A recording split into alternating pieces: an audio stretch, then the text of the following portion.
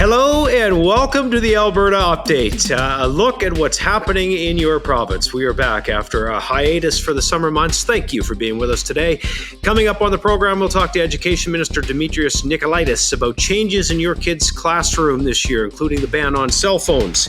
We will chat with the Minister of Transportation about the Green Line in Calgary, and the Minister of Forestry and Parks will review what has been a very tough season on the forest fire front. All that and more coming up. First, we're going to say good day to the Premier, who, as usual, is very busy. Premier, you've had quite a summer. Nice to see you again. How are things?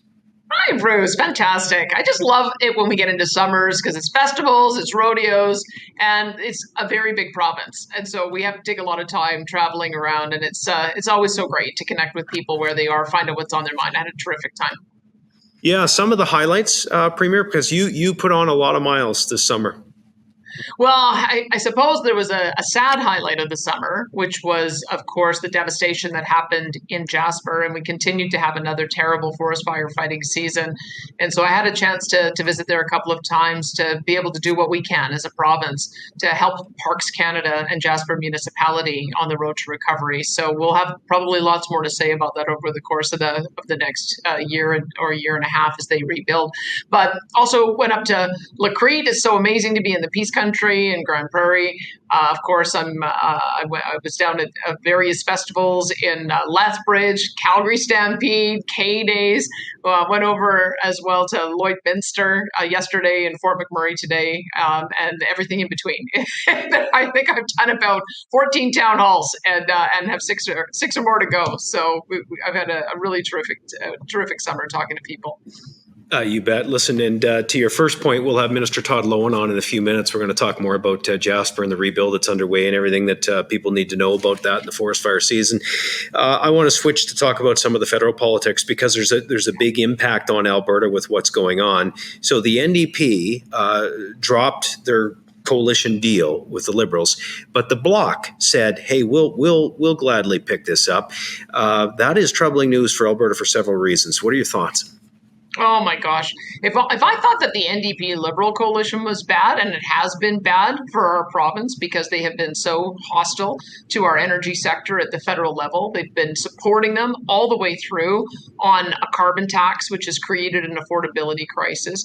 Imagine how terrible it will be under the Bloc, which absolutely hates our energy industry and makes no bones about wanting to keep it in the ground and shut it down, as well as make no bones about their strategy. Their strategy is to extort as much money from the rest of Canada and Alberta in particular, so as a method of trying to placate them from separating. And so I can only imagine how much it will cost us if the federal government, if the Liberals decide to join in a coalition with them just to hang on for a few more months. And so I've been pretty clear. If that's the direction they're going, for heaven's sakes, put us all out of our misery, call an election, and either get a new mandate or let someone else get a mandate so that we can actually start governing this country properly. Well, we've already seen the strategy, the Bloc Québécois. I don't have to tell you, immigration is a huge challenge for Canada. It certainly is in Alberta. And the Bloc strategy seems to be the problem we're having with immigration. We'd like to ship that to other provinces. And the Prime Minister may do that. And I know there's going to be huge backlash. There already is from some provinces, and there will be from us as well, I assume. Well, look, we've done our part. We have not only advertised to the rest of the country in low employment areas saying, come to Alberta and help us to create jobs and to fill those vacancies. We had 200,000 people who came to our province in 2023. But on top of that, we have been more than generous in providing a home and security to the Ukrainian evacuees. We have had over 70,000 Ukrainian evacuees come to Alberta, again, because we have opportunity. We've been able to support them, but they're not included because they have a different status. But that is more than double what our population is, and so as a result, has put a lot of pressure on us to be able to manage. We're seeing it already. We have a certain amount of homes that we're able to build. We can build homes to accommodate about 100,000 people per year, and we had a little bit of give in the housing market, but we're looking at now people living in shelter spaces, people living in campgrounds. That is not good for the newcomers who are coming here. There just isn't the housing stock to be able to support. We're also seeing higher unemployment rates in Calgary and Edmonton as part of the reason the federal government has scaled back the temporary foreign worker program, as they won't allow for temporary foreign workers in markets where they're above 6%. So we do a pretty good job of creating new jobs. We're creating more private sector jobs than any other province. 90% of the private sector jobs are created here, but it's still the number of people coming here is too fast to be able to even have the private sector able to absorb that.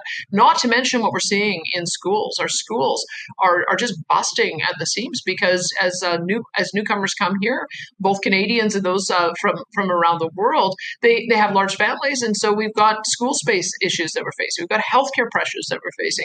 So I would say that Alberta has already done its part in making sure that we're settling newcomers, and to ask us now in this environment I think they want us to try to settle 28,000 more people. I just don't think that that's feasible. And I also don't think that the federal government can expect us to do that without substantial resources to be able to manage it. It's just, they brought too many people in, quite frankly. A normal level of immigration is about 1% of the population. So they should be bringing in 400 to 500,000 people a year. That would be something that we could absorb.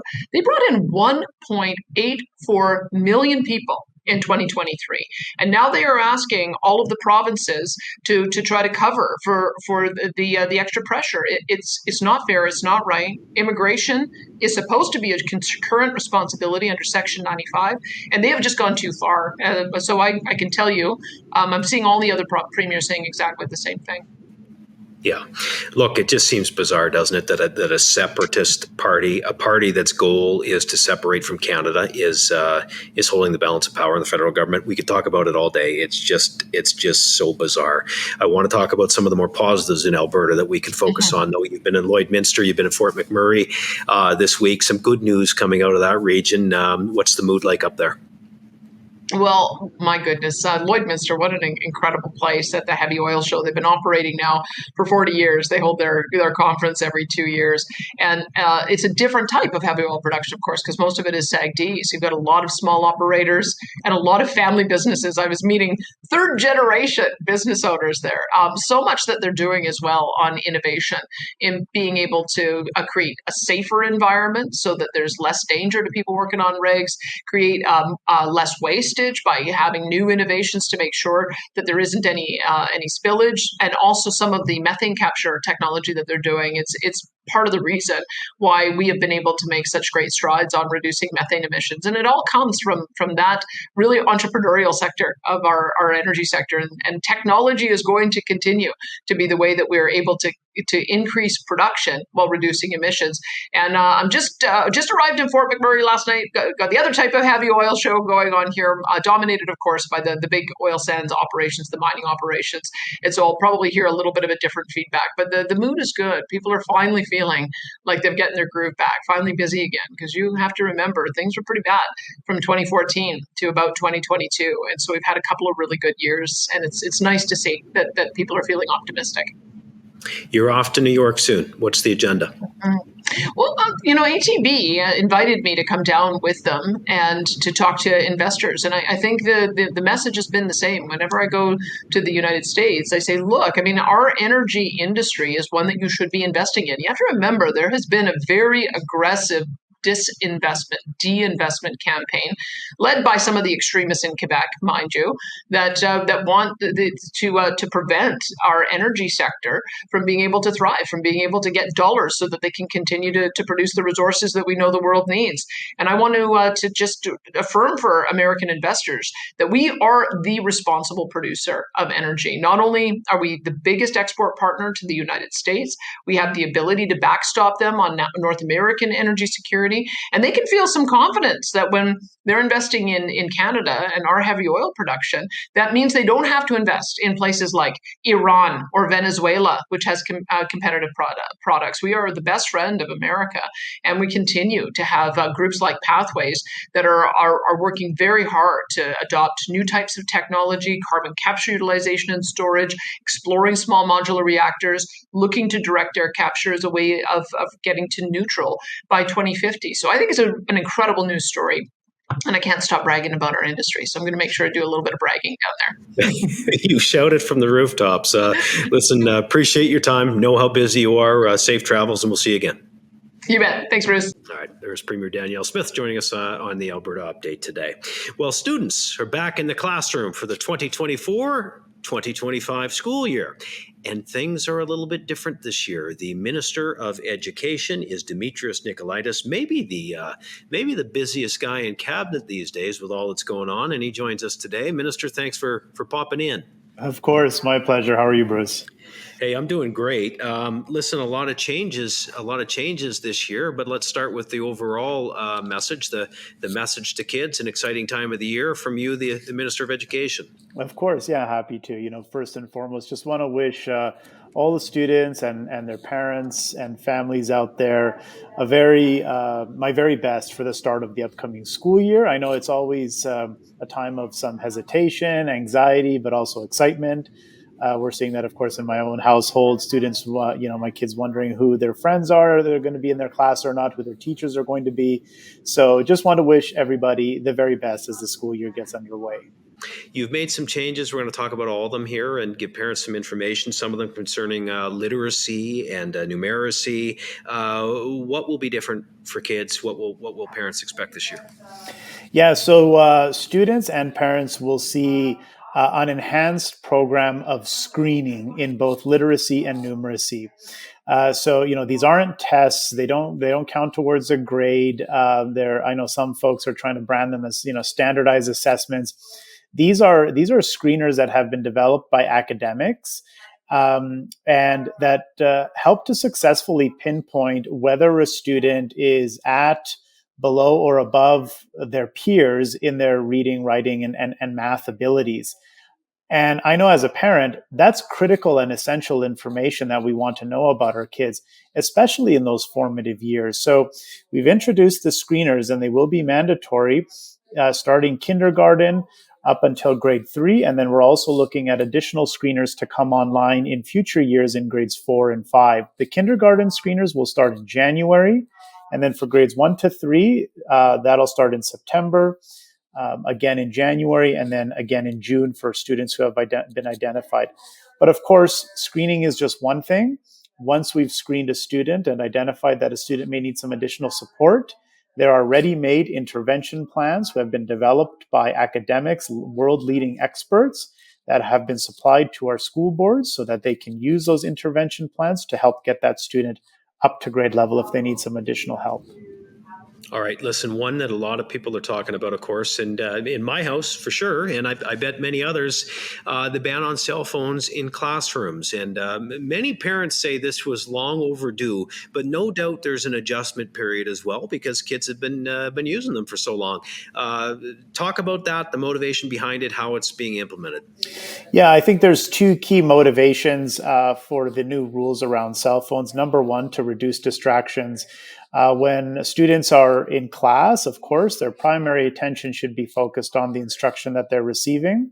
And secondly, to work to reduce some of the mental health impacts associated with excessive social media use and minimize potential impacts from cyberbullying. Of course, that stuff can still occur outside of the classroom and outside of the school, but we want to try to limit those. We've heard a very positive response from parents when we did a survey to ask parents their opinion about this topic back in the spring. 68,000 folks, parents and teachers, responded to the survey, and they were all quite unanimous in their view, which is that these are distractions and they should be limited.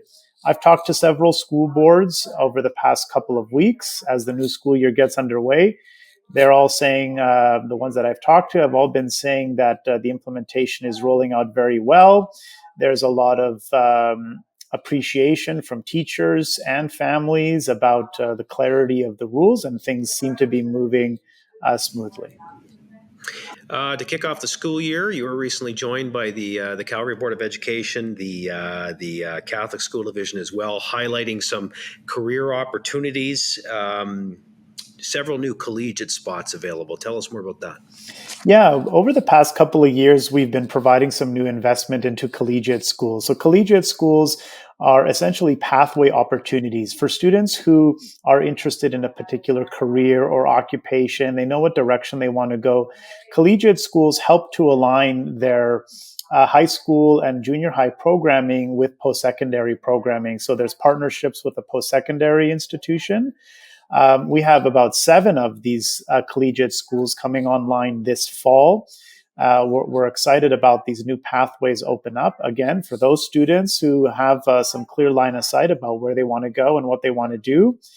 This can help give them practical skills that they need to be successful in that future career, and also help to expedite their post-secondary journey.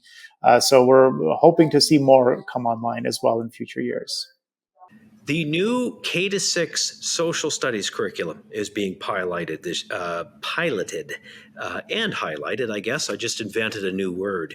In any event, what do parents need to know about the new social studies curriculum?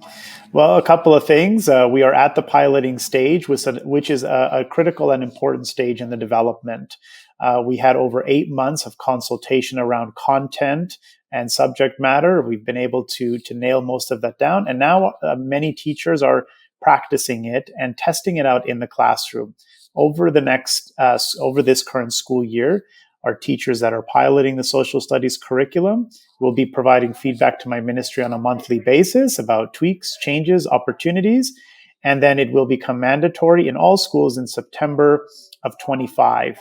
One of the important things, though, about the piloting of the social studies curriculum has been the broad support that we've received. Over 400 schools and 1,700 teachers across the province are participating in this pilot. So they're eager to test it out, get it in front of students, and again, give us some additional feedback so we can make modifications before we implement it next September. All right, one more question for you, Minister, and I'll let you go. I know you attended the grand opening of the foundation. Just want to get this right. Foundations for the Future Charter Academy North High School in Calgary. Speak to that, I guess, and your government's commitment to school choice in public education and education in general. Sure. Just quickly, of course, supporting choice is critical and essential. No two students are the same, and we know very clearly that families are the best directors of their kids' education and need to be in the best position to be able to make choices for their children about their educational future. And you can't do that without having a variety of different options. There are a lot of different programs available, whether it's a charter school for gifted students or a private school for students with learning disabilities, or other options with public or separate school division. So having these different options helps to make sure that a student's unique learning needs is addressed. The opening of the new school has been an incredibly long project. If memory serves me correct, funding was first announced back in 2012 to modernize that school located in Montgomery. After some assessment got underway, they realized, we need a complete replacement school here. I think the previous government, the NDP, committed some funding to completely replace the building. Before that funding could get out the door, the roof collapsed on those folks and students. So it's been a long time coming that building has been in the pipeline going back to 2012 for some modernization and update over several successive governments. And I was pleased to be able to officially open the new building finally. Well, we covered a lot of ground here today, scratching the surface at all the things that you're up to in your ministry. Minister, we'll have you back on for certain throughout the school year and give parents an update on what's happening. Thanks for taking time to join us today. Always. Thanks so much, Bruce. All right. There is our Minister of Education, Demetrios Nicolaides. Alberta's government is creating over 750 new seats for post-secondary students across the province in programs dedicated to mental health professions. As Minister of Advanced Education, Rajan Sawhney explains, this major expansion will prepare a new generation of mental health professionals to meet the needs of families and communities across the province. Expanding the number of trained mental health professionals in Alberta will have a direct and positive impact on the accessibility and quality of mental health care across our province. More trained professional means that more Albertans will be able to receive the support they need when they need it, and most importantly, in their communities. Imagine a young person struggling with anxiety or depression, and some of you don't have to imagine it. You know people who are in this situation. This person will now have access to a skilled counselor right in their own community. Picture a family dealing with the complexities of addiction, being supported by trained professionals who understand their unique challenges. These are not just hypothetical scenarios, but real possibilities that this investment makes more achievable. The Green Line LRT in Calgary was intended to nearly double the size of the existing line network with the addition of a 46-kilometer long transit line stretching from north of Country Hills to Seaton, which is south of Calgary's South Hospital campus. Stage 1 of this project, according to the city's own news release, was originally supposed to see construction start on the first 20 kilometers from 16th Avenue to Crescent Heights to 126th Avenue Southeast in the Shepherd Industrial Area. It was to include 14 stations, 8 bridges, a 4-kilometer tunnel, and a maintenance and storage facility at a total cost of $4.65 billion. Well, the cost and exact scope of this project then quietly inflated by nearly $1 billion to $5.5 billion. Recently, the City of Calgary released a new estimate ballooning the cost of the first phase by another $1 billion while cutting the project in half, eliminating the portion north of the river altogether. Tons of questions here. Minister of Transportation and Economic Corridors, Devin Dreeshen, joining us now to talk about the province's decision to pull their support of the funding for phase 1 of this project. Good day, Minister. Hey, Bruce, thanks for having me on your show. Really appreciate it. Appreciate it. Look, everybody's looking for some clarity on this. Why don't we start with this? The Green Line, obviously a significant topic to Calgarians, so important. Give us an overview, if you could, Minister, of the timelines, how we arrived where we are today. Sure. You look back at 2015 when the Green Line was originally proposed, and then Mayor Nenshi was the mayor of Calgary. And he convinced the provincial and federal governments to each pitch in $1.53 billion each, as well as the city of Calgary coming up with that amount of money themselves. And that was for a 46-kilometer stretch of LRT track. And I think a lot of Calgarians were excited about that. But the problem was back then, nothing was properly engineered or planned out. And you just saw 2 years after that original proposal, fast forward to the NDP being in government in Alberta, Nenshi still being the mayor of Calgary, and they actually had to cut that 46-kilometer proposal in half. So they cut 23 kilometers out of the Green Line proposal for the exact same amount of money, and it still couldn't work. And we've seen review after review from that halving of the Green Line. And now fast forward to this year, where this current council had a new proposal for only 10 kilometers of track with only 7 stations. So it was really a shrinking of size of scope. And I think a lot of Calgarians are frustrated because they see all the other LRT in Calgary that stretch out to the suburbs, but this stub of a Green Line that was originally proposed just didn't make any sense. So the Green Line's had a really troubled past, and the provincial government we're trying to make sense of it and have an alignment that actually works for Calgarians. Well, I can confirm what you said about Calgarians' frustration. Look, Minister, you know, I the proud executive director of McDougall Centre in Calgary. And so in the Premier's office, we get a lot of feedback. A lot of Calgarians talking about this and how it is shrinking in scope. It seems like your hand is kind of been forced here.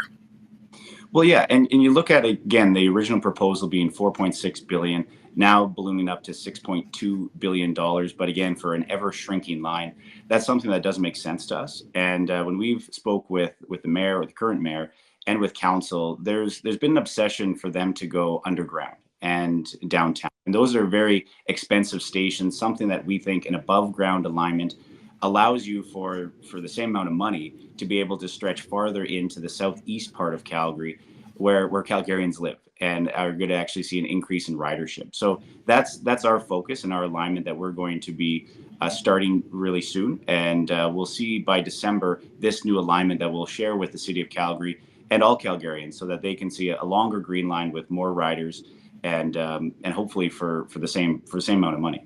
Isn't that the bottom line here, to try and get as many people using transit as possible? And but boy, when you're shrinking it in half, and fewer people are able to access it, doesn't seem to make a lot of sense. So listen, for everybody watching, what's next? What will we see play out, and will we get a look at sort of new proposals here in the near future?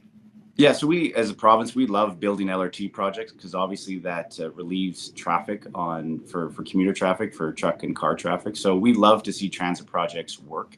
We've been working with the City of Calgary on the Blue Line that'll eventually connect into the Calgary Airport. We've worked with the City of Edmonton on their LRT projects. But when it comes to the Green Line, our new engineering firm that we've contracted out will have a new alignment that will ideally stretch down to Shepherd and even to Seton, to the South Calgary Health Campus, which again is going to see a big increase in the amount of riders for this transit system. So we're looking forward to it. We're still working with the City of Calgary, and I hope Calgarians, this new alignment is something that they'll be proud to see. All right. Well, so many people looking forward to the future and a better project. Listen, I know you got your hands full with this one. Thank you. Appreciate your time today. Thanks, Bruce. All right. There's the Minister of Transportation and Economic Corridors, Devin, with some clarity on the Green Line and what's next here in Calgary as we look to make that project all it can be in a fiscally responsible way for Calgarians. Well, the demand for safe and reliable energy, of course, is on the rise, and affordable energy. And Alberta is ready to lead the way when it comes to those demands. While speaking to a room full of leaders in the Canadian energy sector, the Premier saying she and her government are committed to protecting the industry from the harmful overreach of the federal Liberal government, which includes fighting their censorship bill and their proposed production caps.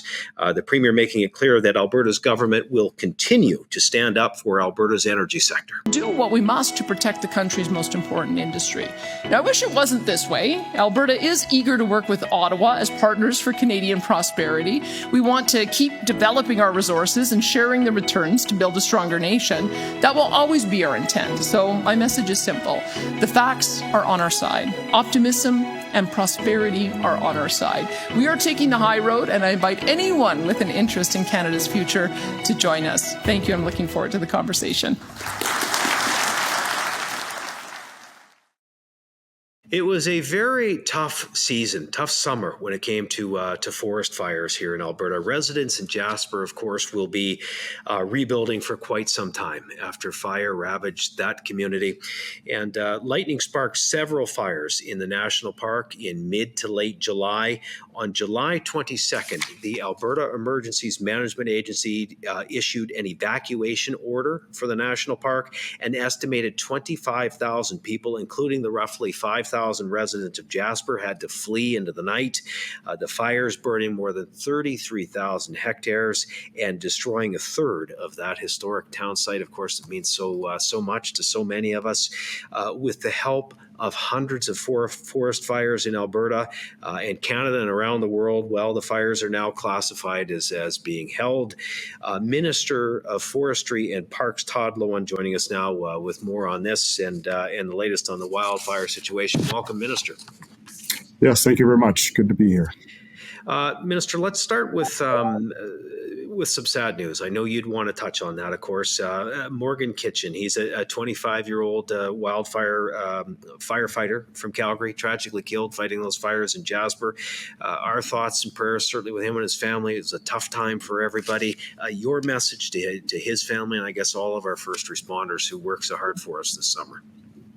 Well, we know it is a tough job, but we know it's dangerous at times, and this was surely it was catastrophic to lose a young firefighter like Morgan. Our heart goes out to his family and to his friends and his crew members.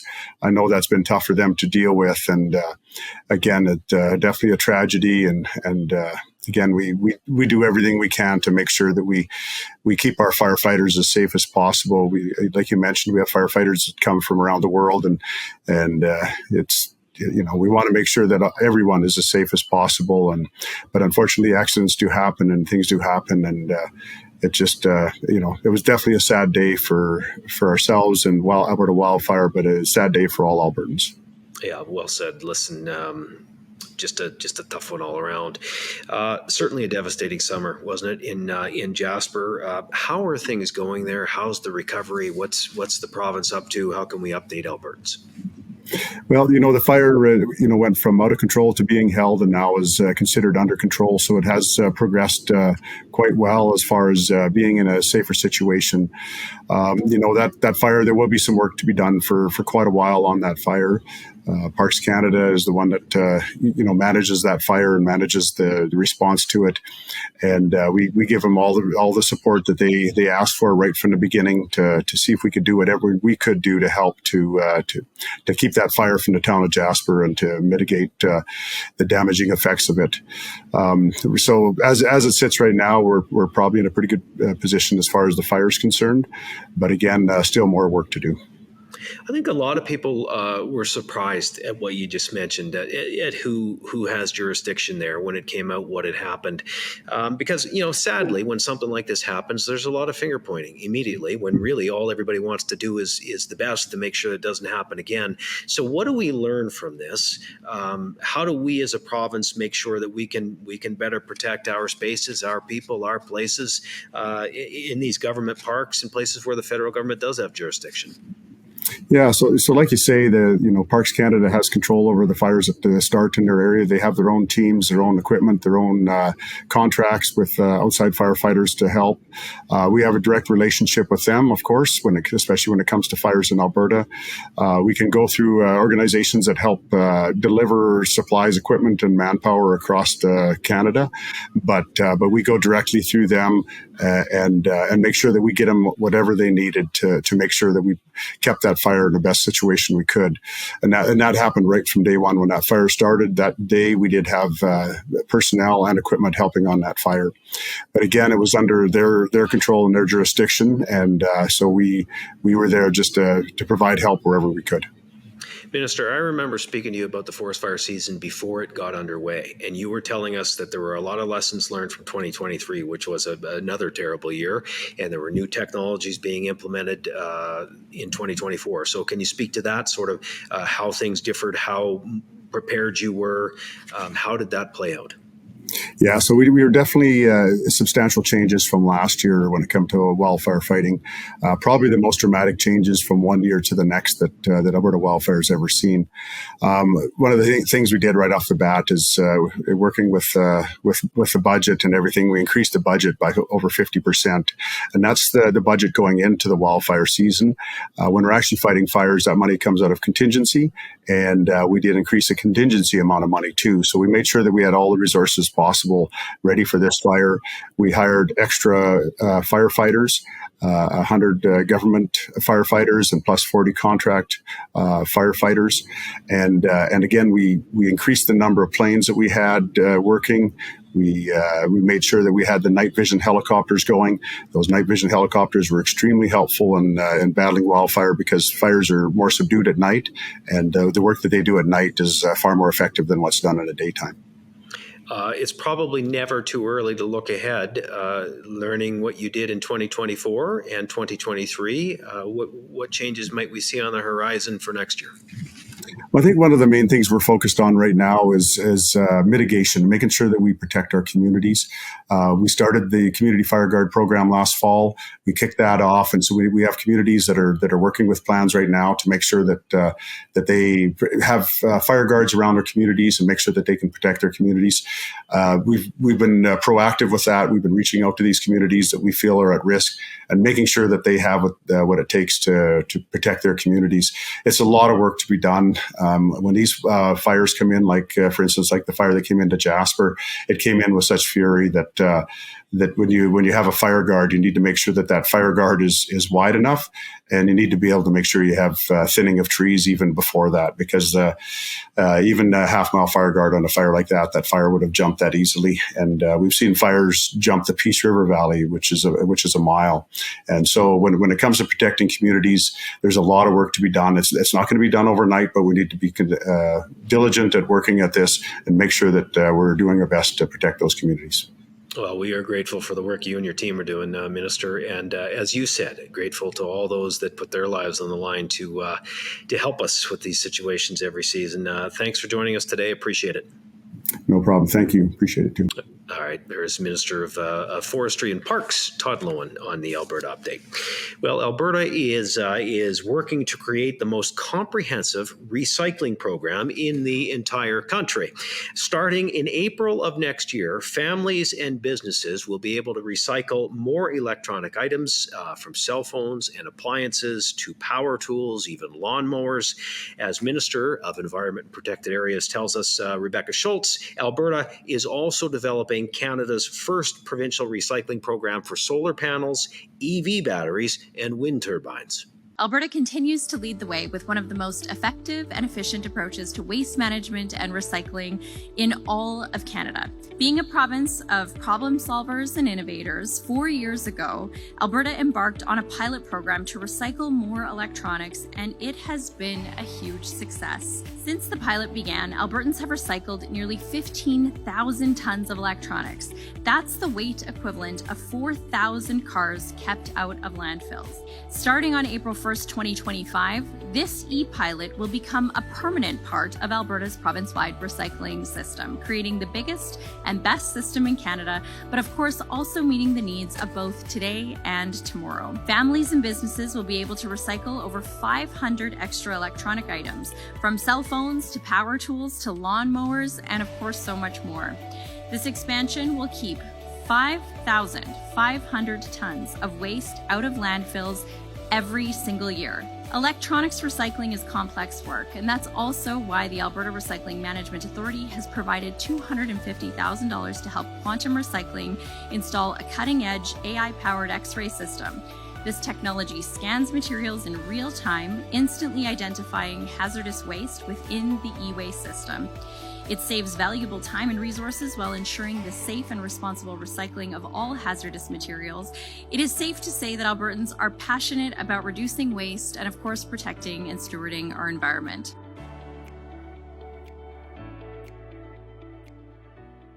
There is Minister of Environment and Protected Areas, Rebecca Schultz. Well, that does it for this episode of the Alberta Update, a look at what is happening in your province. I'm your host, Bruce McAllister. Thank you for being with us today. A reminder, you can find us on YouTube, either the Premier's YouTube channel or the Government of Alberta's. And we also put the program up on socials, Twitter, Facebook, etc., to try and make it as accessible to you as possible. And we appreciate you joining us as we try to keep track of what the government's up to and give you a firsthand look at what's going on. And a reminder, we do this program every second week when the legislature is not sitting, and we will do it weekly when the legislature reconvenes. So thank you for your time today. Thank you for being with us, and we'll see you again next time right here on the Alberta Update. Good day.